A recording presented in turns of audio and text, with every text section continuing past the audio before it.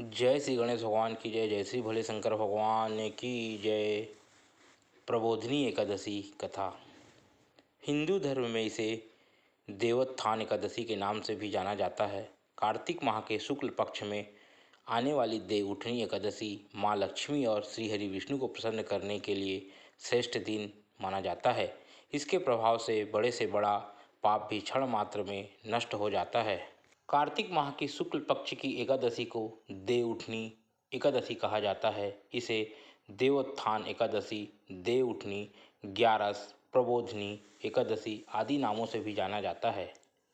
एक राजा के राज्य में सभी लोग एकादशी का व्रत रखते थे। राजा, प्रजा तथा नौकर चाकरों से लेकर पशुओं तक को एकादशी के दिन अन्न नहीं दिया जाता था। एक दिन किसी दूसरे राज्य का एक व्यक्ति राजा के पास आकर बोला, महाराज कृपा करके मुझे नौकरी पर रख लें। तब राजा ने उसके सामने एक शर्त रखी कि ठीक है, रख लेते हैं, किंतु रोज़ तो तुम्हें खाने को सब कुछ मिलेगा, पर एकादशी को अन्न नहीं मिलेगा।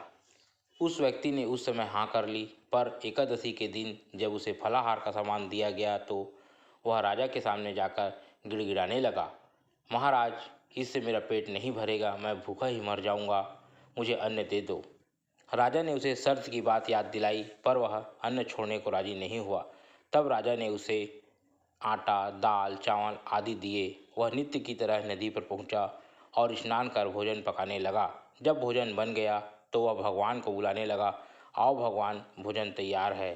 15 दिन बाद जब अगली एकादशी को वह राजा से कहने लगा कि महाराज मुझे दुगना सामान दीजिए, उस दिन तो मैं भूखा ही रह गया। राजा ने कारण पूछा तो उसने बताया कि हमारे साथ भगवान भी खाते हैं, इसलिए हम दोनों के लिए ये सामान पूरा नहीं होता। बुलाने पर पीताम्बर धारण किए भगवान चतुर्भुज रूप में आ पहुँचे तथा प्रेम से उसके साथ भोजन करने लगे। भोजन आदि करके भगवान अंतर्ध्यान हो गए तथा वह अपने काम पर चला गया। 15 दिन बाद अगली एकादशी को वह राजा से कहने लगा कि महाराज मुझे दुगना सामान दीजिए, उस दिन तो मैं भूखा ही रह गया। राजा ने कारण पूछा तो उसने बताया कि हमारे साथ भगवान भी खाते हैं, इसलिए हम दोनों के लिए सामान पूरा नहीं होता। यह सुनकर राजा को बड़ा आश्चर्य हुआ। वह बोला, मैं नहीं मान सकता कि भगवान तुम्हारे साथ खाते हैं। मैं तो इतना व्रत रखता हूँ, पूजा करता हूँ, पर भगवान ने मुझे कभी दर्शन नहीं दिए। राजा की बात सुनकर वह बोला, महाराज यदि विश्वास न हो तो साथ चलकर देख लें। राजा एक पेड़ के पीछे छिपकर बैठ गया। उस व्यक्ति ने भोजन बनाया तथा भगवान को शाम तक पुकारता रहा, परंतु भगवान ना आए। अंत में उन्होंने कहा, हे भगवान, यदि आप नहीं आए तो मैं नदी में कूदकर प्राण त्याग दूंगा। लेकिन भगवान नहीं आए। तब वह प्राण त्यागने के उद्देश्य से नदी की तरफ बढ़ा। प्राण त्यागने का उसका दृढ़ इरादा जान शीघ्र ही भगवान ने प्रकट होकर उसे रोक लिया और साथ बैठकर भोजन करने लगे। खा पीकर वे उसे अपने विमान में बिठाकर अपने धाम ले गए। यह देख राजा ने सोचा कि व्रत उपवास से तब तक कोई फायदा नहीं होता जब तक मन शुद्ध न हो। इससे राजा को ज्ञान मिला। वह भी मन से व्रत उपवास करने लगा और अंत में स्वर्ग को प्राप्त हुआ। माना जाता है कि इस दिन श्री हरि विष्णु शयन काल से जागते हैं। देव उठने के बाद सभी मांगलिक कार्य शुरू हो जाते हैं। इस दिन रात में शालिग्राम और तुलसी माता का विवाह होता है। इतना शुभ दिन होने की वजह से विवाह के लिए भी ये दिन अत्यंत शुभ माना जाता है। जो मनुष्य सदा नियम पूर्वक कार्तिक मास में भगवान विष्णु की कथा सुनता है, उसे सहस्त्र गोदान का फल मिलता है। जो प्रबोधिनी एकादशी के दिन श्री विष्णु की कथा श्रवण करता है, उसे सातों दीपों से युक्त पृथ्वी दान करने का फल प्राप्त होता है। एक बार भगवान विष्णु से उनकी प्रिया लक्ष्मी जी ने आग्रह के भाव से कहा, हे भगवान, अब आप दिन रात जागते हैं, लेकिन एक बार सोते हैं तो फिर लाखों करोड़ों वर्षों के लिए सो जाते हैं तथा उस समय समस्त चराचर का नाश भी कर डालते हैं। इसलिए आप नियम से विश्राम किया कीजिए। आपके ऐसा करने से मुझे भी कुछ समय आराम का मिलेगा। लक्ष्मी जी की बात भगवान को उचित लगी।